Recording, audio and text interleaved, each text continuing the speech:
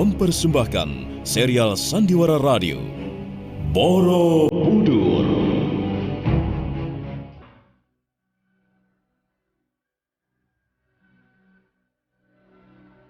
Di tanah Jawa, saat kerajaan Mataram kokoh berdiri, setindak demi setindak, perlahan namun pasti, berdiri dengan megah sebuah bangunan suci.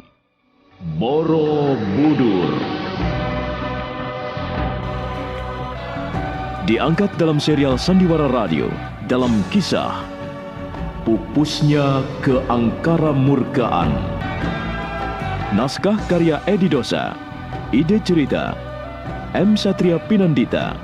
Dengan para pelaku Petrus Urspon sebagai Gunadarma, Lis Mardiana sebagai Biung Sinom, Teti sebagai Nilat Paladala, Edi Dosa sebagai Rakai Pikatan, Pripanggi sebagai Samirana, Idris Apandi sebagai Busudandai, Desi Indah sebagai Tejah Melati, Insan sebagai Telik Sandi, dibantu oleh Guritno, Ari, Lanti, Dewi Ayu, Elias Gibel, Wiwi, dan sederet bintang sandiwara radio lainnya. Pembawa cerita Asdi Suhastra, sutradara Edi Dosa.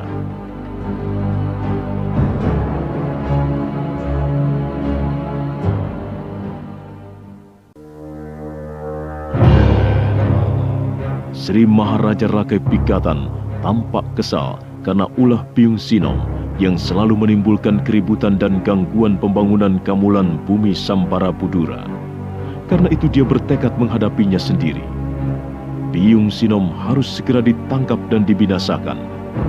Tapi tampaknya dia Pramodawardhani kurang setuju dengan apa yang akan dilakukan oleh suaminya. Maaf Kanda, saya kurang sependapat. Kanda seorang raja.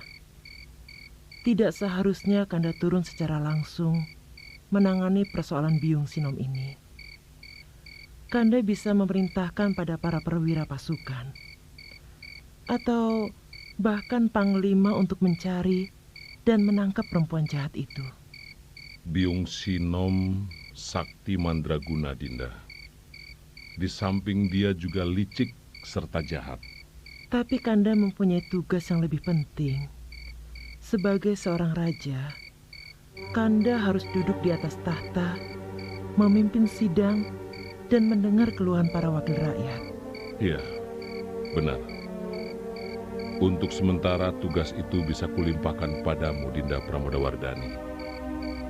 Memang seorang raja harus duduk di atas tahta.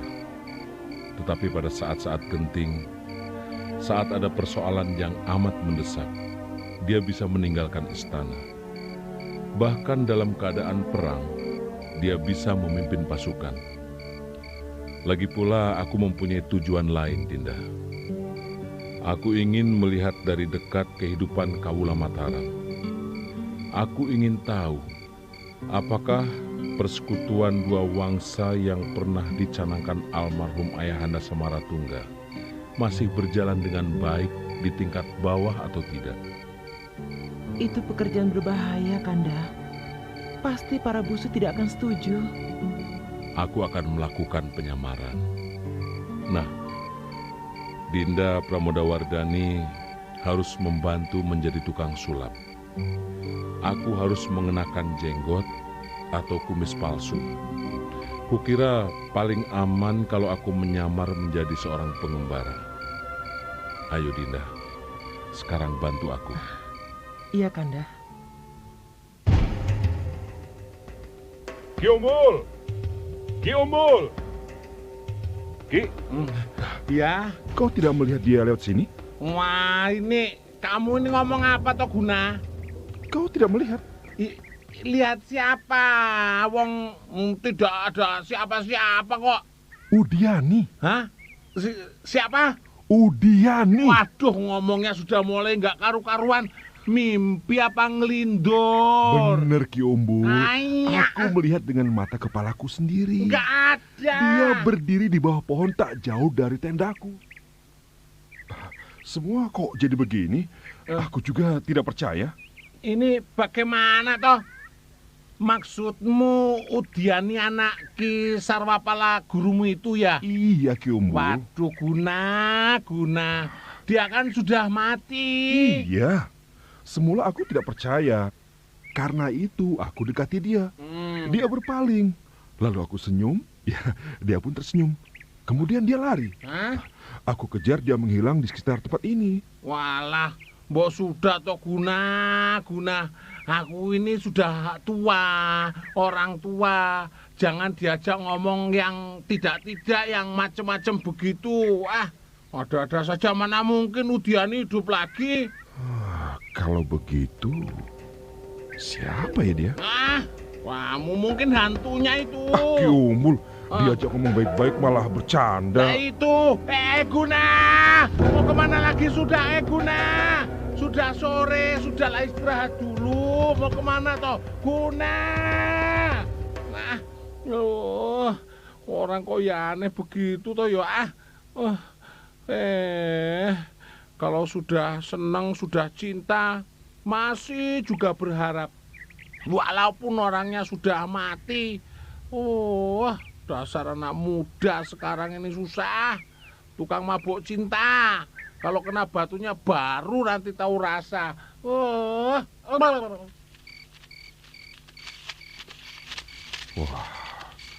sudah malam. Kemana orang itu lari ya? Cepat menghilang. Jangan-jangan benar kata Ki Umbul. Dia hantu. Bukan Udiani, tapi hanya roh halusnya. Tapi tidak mungkin. Aku dapat merasakan kehadirannya. Kehadiran manusia, sebenar-benarnya manusia. Dan orang itu, ya, sama persis dengan Udiani. Rambutnya, kerlingan matanya, gerak langkahnya. Hanya, aku belum sempat mendengar suaranya.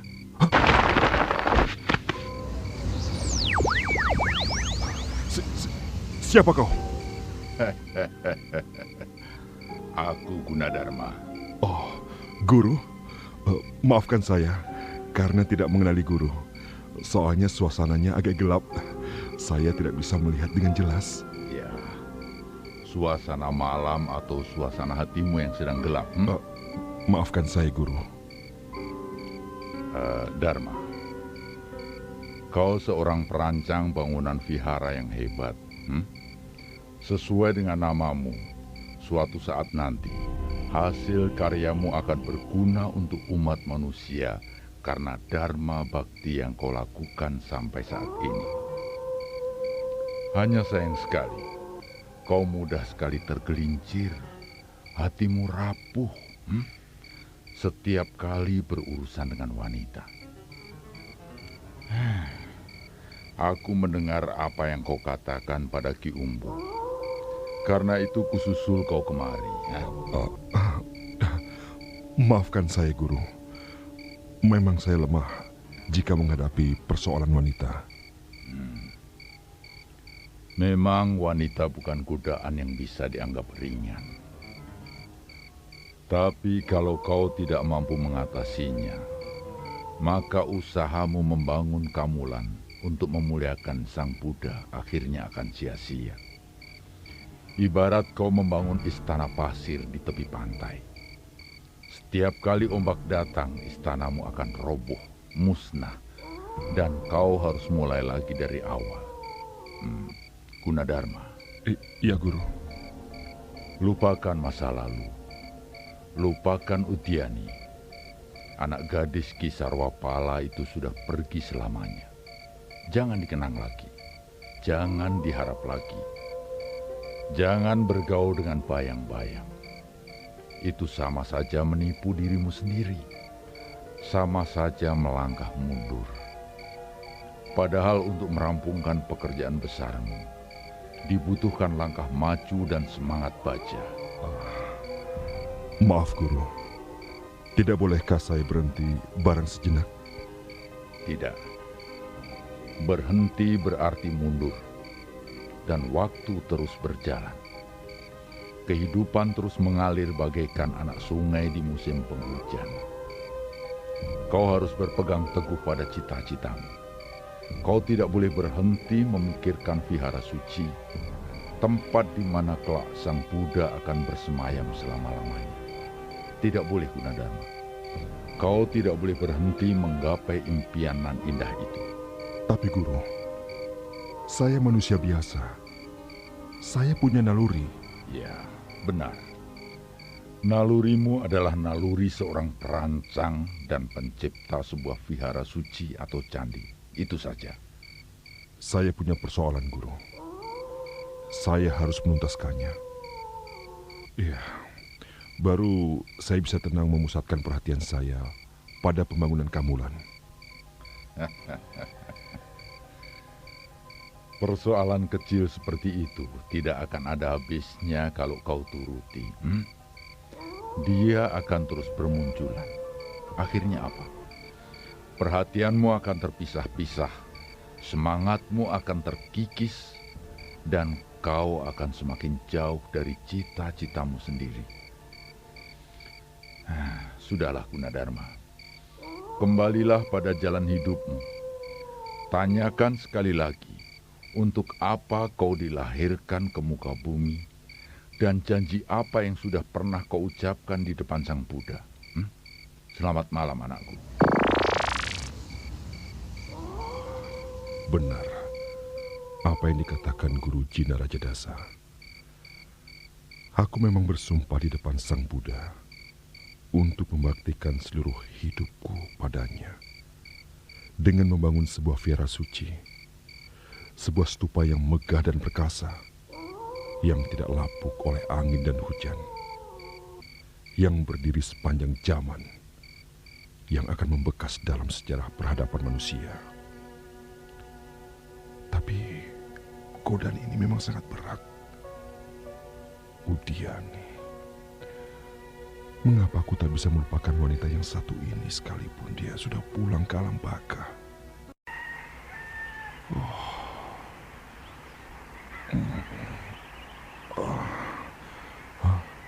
Sudah pagi rupanya. Pulas sekali aku tidurnya, sampai tidak terasa apa-apa. Nah, itu lereng Bukit Menoreh.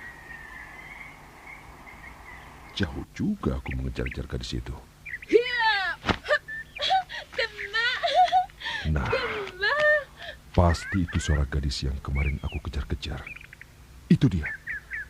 Aku melihat bayangannya melintas di balik pohon-pohon Dewadaro. Aku ingin tahu apa yang dilakukannya.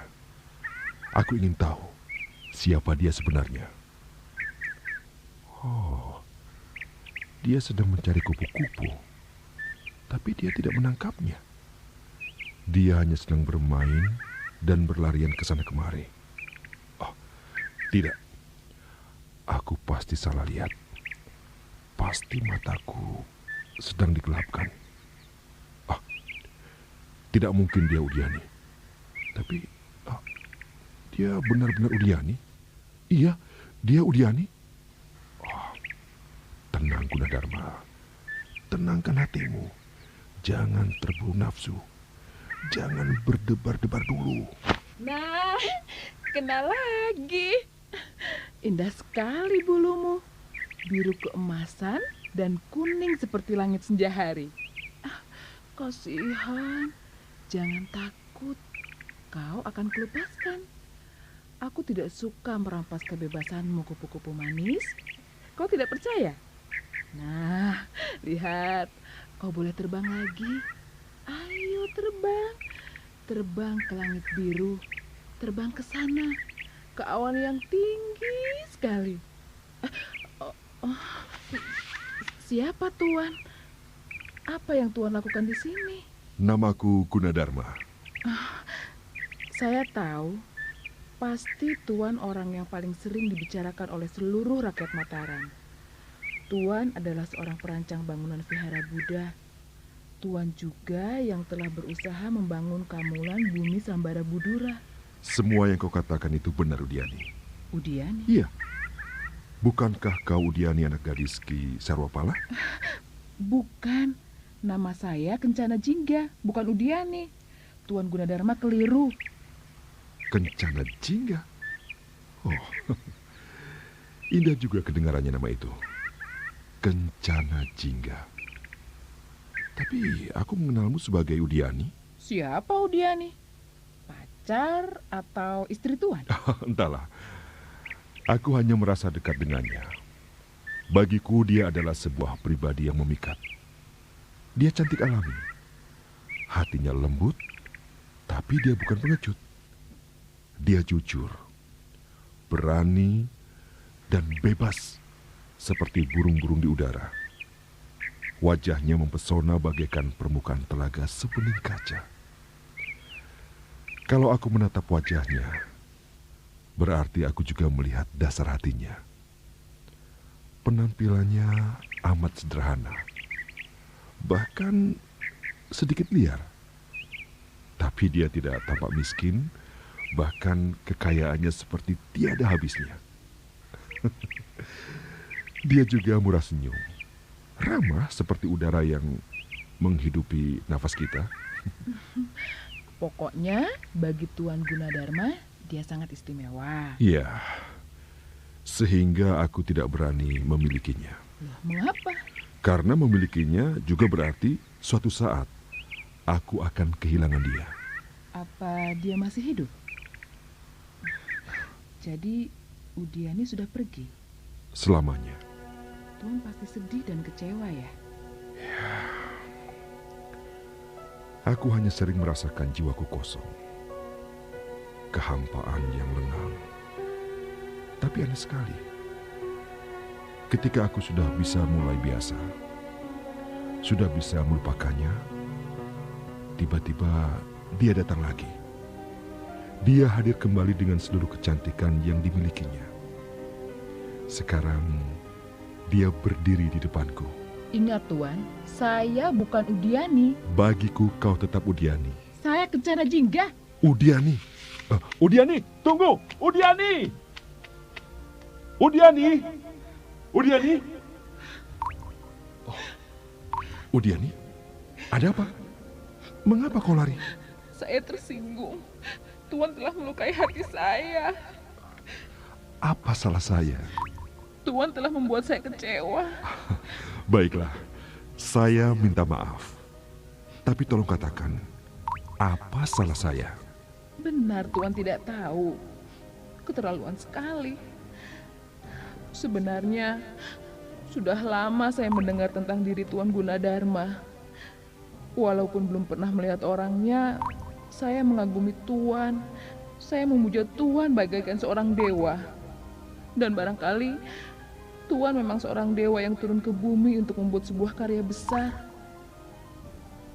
Vihara agung yang akan dikenang seluruh umat manusia di dunia sepanjang masa. Karena tidak tahan, demi mengobati kerinduan dalam hati saya yang semakin bergelora, akhirnya diam-diam saya pergi ke Kamulan. Saya melihat dari jauh, Tuan tengah sibuk memimpin para pekerja sambil memahat stupa. Saya ingin sekali mendekati Tuan. Saya ingin Tuan menyapa saya. Saya ingin Tuan mengizinkan saya duduk di samping Tuan, menemani Tuan mengukir stupa. Mengapa tidak kamu lakukan? Saya tidak punya cukup keberanian. Apa susahnya?